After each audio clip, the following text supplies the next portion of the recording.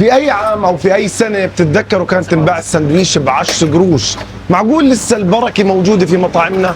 ومعقول لسه السندويشه الفلافل والحمص تنباع ب10 قروش؟ مين بتذكر ايام البركه؟ ومين بتذكر هاي التسعيره لسندويشه الفلافل؟ تعالوا خلونا اقول لكم شو القصه.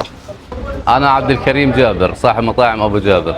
عندي مبادرة مساعدة لأطفال لطلاب المدارس. اليوم في مبادرة عن جد بترجع لك الأمل. مطعم حمص وفلافل قرر يبيع السندويش اللي سعره برا 35 ونص و75 واليوم لطلاب المدارس بس ب10 قروش. يمكن بتحكي إنه الفرق بالنسبة لك بسيط، بس بالنسبة للطالب اللي مصروفه قليل الفرق كثير كبير، لأنه هو بحسبها بالقرش اللي هو ملوش معنى ولا له داعي في حياتنا. صار هو مش بس سندويش، هو دعم ومعنى وحنية للطالب. الطالب لما يشتري ويلاقي في حدا بحس فيه عن جد، هاي اللحظة بتضلها مطبوعة بالذاكرة طول العمر. وبهاي الظروف المعيشية اللي بمروا فيها الناس بتكتشف انه لسه البركة موجودة ولسه الخير اكيد موجود. الخير اللي بيطلع من القلب بسيط بس كبير برسالته.